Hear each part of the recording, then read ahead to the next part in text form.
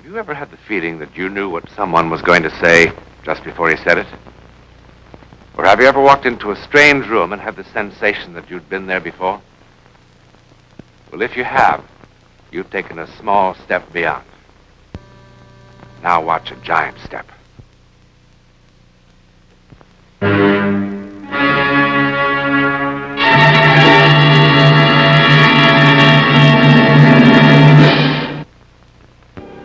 A tombstone cutter deals in logic. Every man has a birth date, and every man has a death date.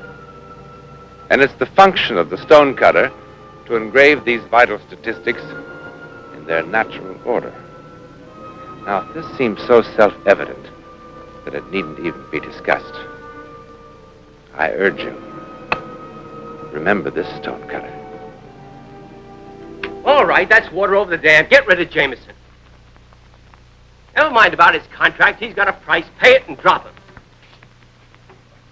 Now, look, you're going to have to handle that Houston business yourself. I'm flying to Tulsa in an hour and I won't be back until late tonight.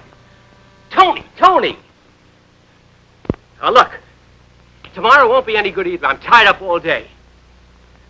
All right, then. Will you get it settled and check with me? All right, Tony, all right. That's enough. What are you trying to do? Kill me? Oh. Yeah, this is for you. So? Well, it might be important. You're all important. Read it, will you, Tony? Oh! This one I never heard of. Cassaneck Village, Maine. Give me that. You even got business up there?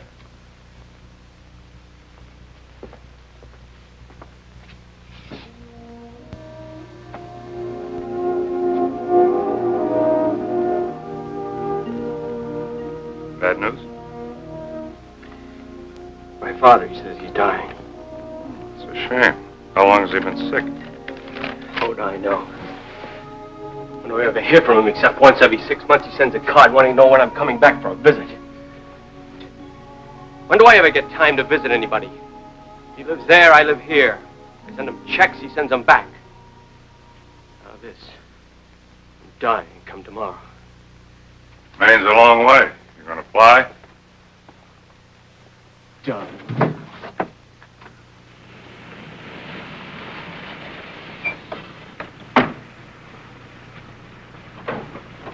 Change.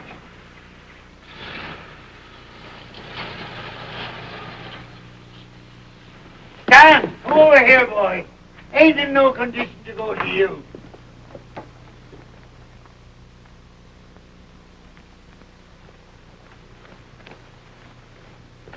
Well, how are you, boy? Didn't expect you for a couple of hours yet. What the devil do you think you're doing up there? What the devil does it look like? I was fixing to finish this off, but seeing how you brought visitors, I reckon I'd best come down for a little handshake and welcome to you. Name's Lockhart. I'm Dr. Holt, your son's physician. And it is Doxterman sitting with me. How do you do, Doctor? Now, just exactly what's going on here. Well, now, it's right good to see you, Stan. Look, what kind of a joke is this supposed to be? You scare me into getting a doctor and flying 3,000 miles because you're supposed to be dying today, and look at you.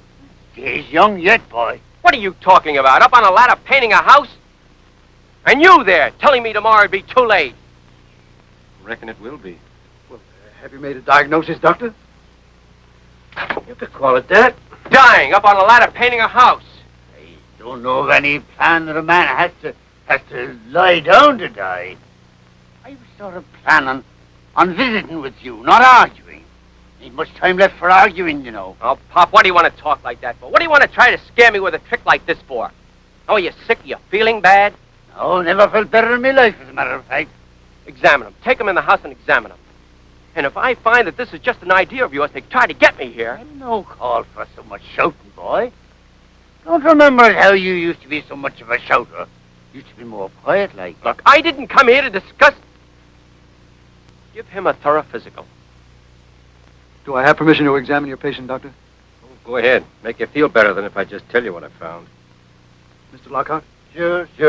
I'll get the other side of this finished today. Even with time off, I reckon. Now, suppose you tell me what this is all about. I want to know everything. I never lied to a patient or his folks yet, Stan. It's right good you got here for his last day.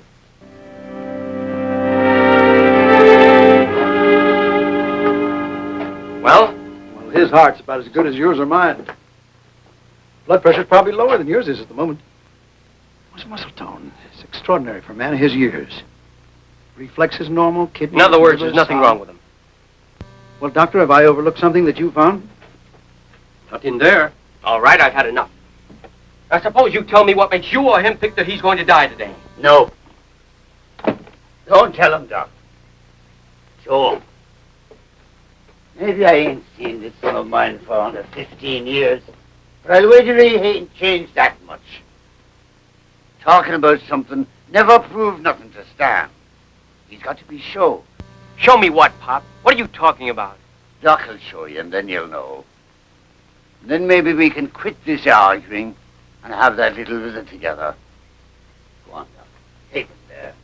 There ain't much time left. But I've never seen anything as ridiculous in my life. Pop, come back. Will you come back here? Wait a minute. Like you said, there's no use arguing. We'll take a little walk, and I'll show you the reason he's going to die today.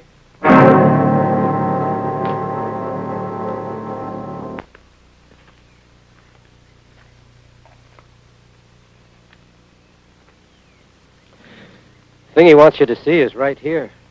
At this old Menzies place. Oh, you remember Menzies, hmm? He's still carving gravestones for everybody in town before they die? That's right. The old ghoul used to give me the creeps when I was a kid. Having those stones all ready and waiting for the final date. Still doing it. He carved a stone for your pa, Stan. Finished it, 5-6 years ago. Over there.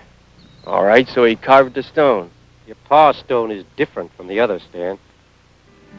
Come on, look.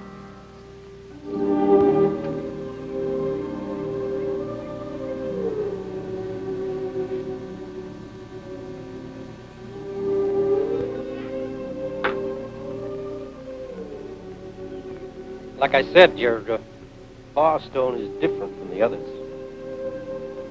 5 years ago when it was carved, Menzies put in 2 dates.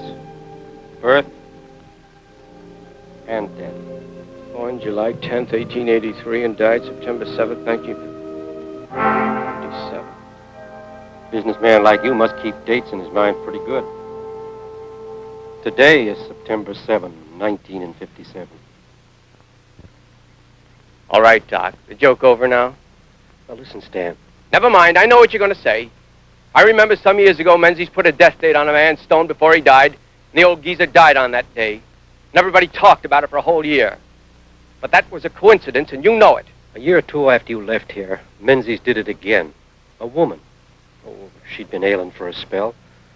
But she died on the day Menzies carved on her stone. So he traded one lucky guess to give some old poor sick soul a push on the way out. Now, what's the matter with you, Doc? You're a medical man, a scientist. You know about suggestion, psychosomatic suggestion. 2 years ago, it happened a third time. A baby. Menzies carved the stone the day it was born. Birth and death date. For about a year later. Father got so mad he come up here with a sledgehammer and busted the stone into 100 pieces. Menzies said that wouldn't make no difference. And it didn't either. And you wonder why I never came back here for a visit. The whole town, even you, living 100 years back in stupidity and superstition. Letting an old crank lead you by the nose, even though the place he's leading you to is your own grave.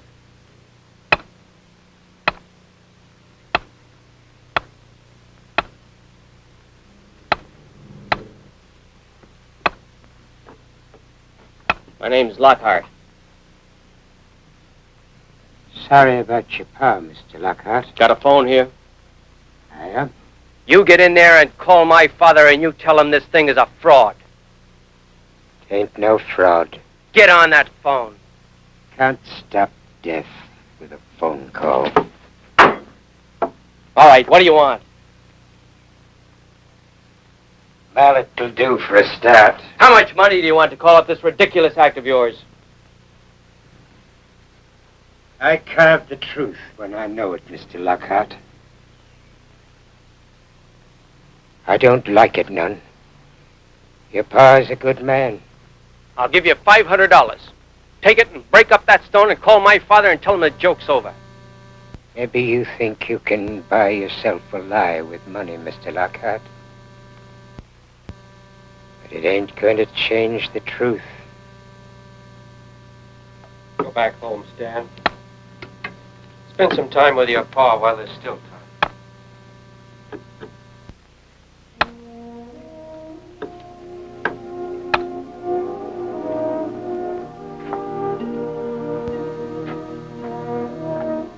Mr. Lockhart. My father in there? Yeah, he came in about 10 minutes ago. No, wait. Before you go in there. What's the matter? Well, he came back about 10 minutes ago, as I said. And he looked rather ill, so I gave him another checkup. And, well, I just don't know how to explain this, but there's been a definite change. His heart is erratic, his pulse is weakened. There's nothing definite, but Up? Just resting a mite. Doc, take you over to Menzies to see the stone, eh? Pop, how much of a fool do you have to be? What's the matter with you? So a guy puts a couple of dates on a stone. Now that doesn't mean a blasted thing. Still shouting, boy. Seems like you do a powerful lot of shouting. Will you listen? Will you listen to me instead of some of these half-cracked characters around here?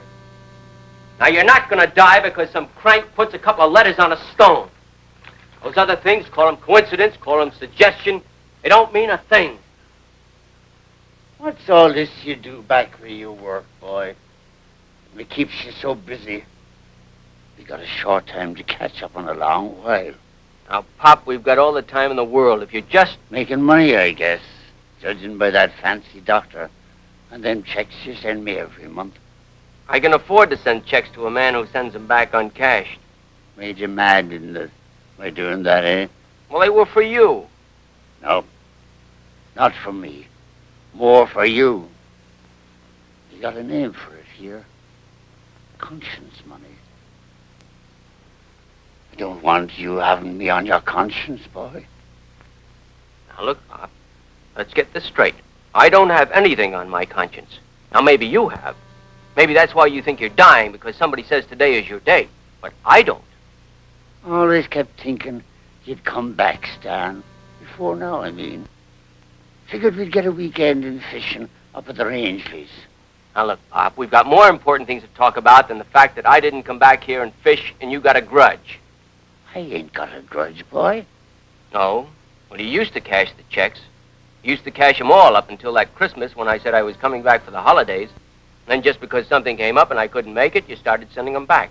And you don't call that a grudge. 'Twasn't. After that Christmas, I didn't need the money no more. Why not? I quit buying the things I needed it for. What are you talking about? I'll show you. Remember that Christmas? You was about 10. Your ma was still alive then. You wanted a fishing rod, a good one. If you didn't have money for no store rods, I made you one. You didn't say much, but we knew. Boy 10, he wants what he wants. That Christmas, I reckoned you were coming back for a visit. I bought a rod. Got all kinds of stuff here. Gun you wanted when you was 12. Field glasses. That must have been the next year. Camera. Wristwatch. It isn't easy for a man to forget the things his kid wants that he can't get him. You mean you spent all this money I sent you for things to buy me? I had to use yours. Never could do it on my own. Wouldn't have told you. Except that you'd probably be wondering after I was gone. And you cleaning up things and found this stuff. I think maybe I'd best go sit down a while.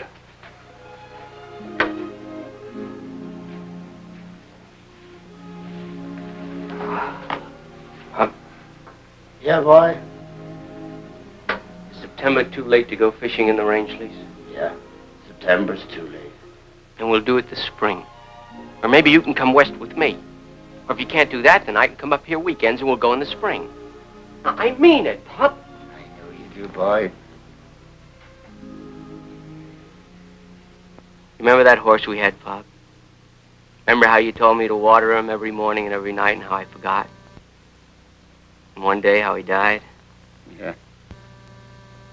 Didn't catch up for you till he'd gone 3 miles down the road, running away. That horse cost $25. All the money in the world then. Dead. And you didn't say a word. Except, hot out today, son. Let's go back. Seems like I'm always in the same rut. Always wanting to get you to go home. I'm home now, Pop. I'm home. I wanted to come home before, but every time I said I was busy, it was just because Because you were running away from home again. Isn't that what the Lockhart kid always did when things went wrong? One thing about you, boy. Maybe you run, but you always tell the truth after about why you ran. Later, I want to show you something. Oh! Pop! Pop! Hold me! I was just talking to him and...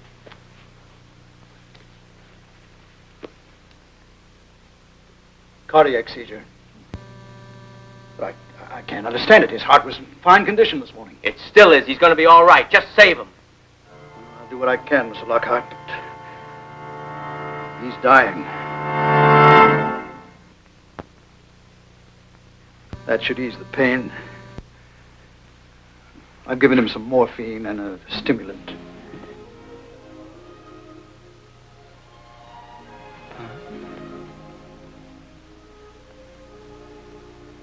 Oh, please.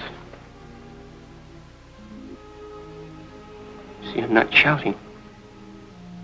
I'm not shouting, but listen to me. We've wasted so much time already. There's so many things for us to do together. Pop. Please.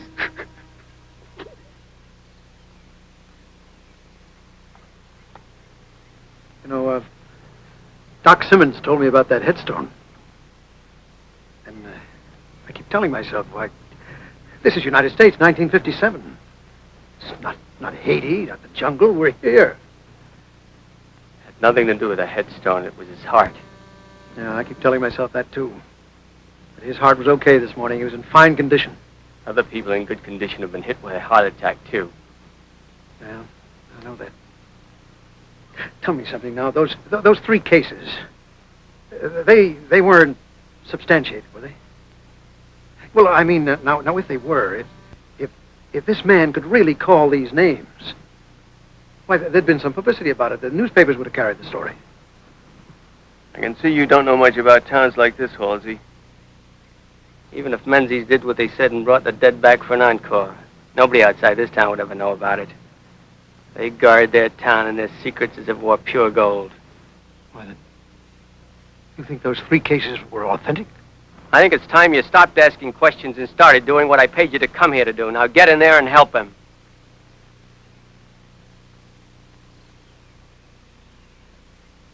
$500, $1,000, $2,000. Makes no difference what kind of money you talk about. Can't take it. Not right. You're a fine one to talk about what's right. You think it's right to kill a man? No blood on my hands, mister. What difference does it make you how you kill him? Your ideas or your hands? It's still murder. Look, please listen to me. What do you want? Well, if it's not money, what do you want? What I mostly want is not to be able to do this. I don't like it none. Your pa's a good man. I don't like doing what I do. Then why do you do it? Seems like I can't not. Names, dates, I carve them. When it tells me to put something extra, I gotta do it, that's all. Go on home to your pa, mister. You can't do him no good here. You murdering devil, you! Get out! Get out! What for? So you can go on with your killing? You can write somebody else's death sentence?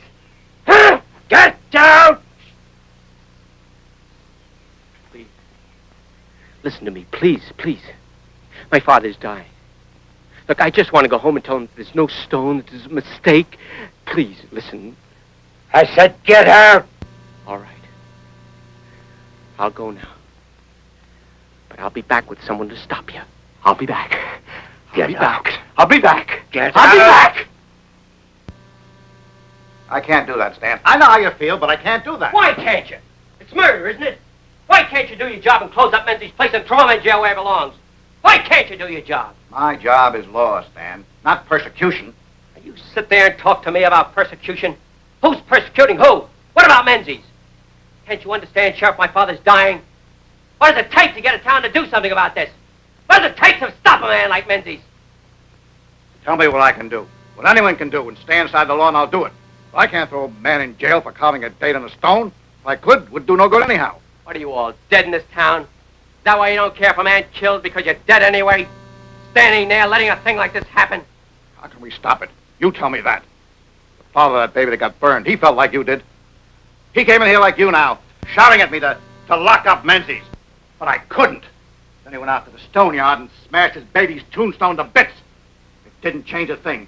The people in this town don't like this any more than you do. But what are we supposed to do? I don't care what you do. Just do something. Stop him. Stop him? Stop him from what? That stone was carved 5 years ago. Carved and finished. You want me to beg, don't you?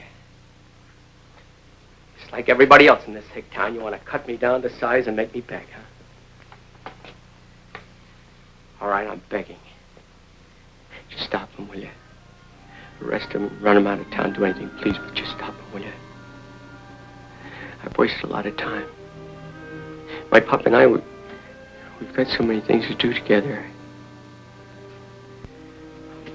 We just have so many things to do together.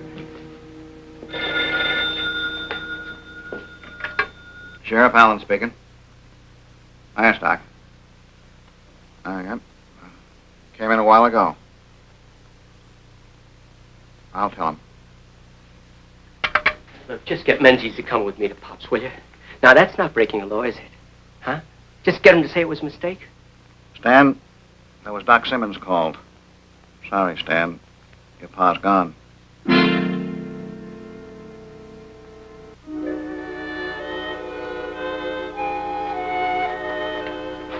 Stan, you want I should come home with you? My car's right outside. Stan, let me come with you, I'll...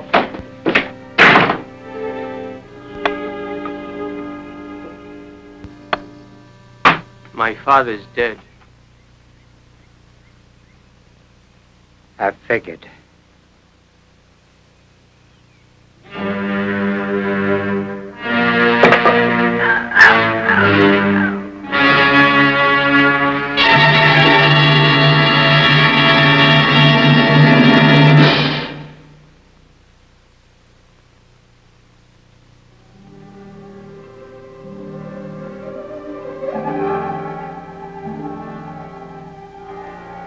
Stanley Lockhart, beloved son of Simon Lockhart, born September 18th, 1921, died December 14th, 1958.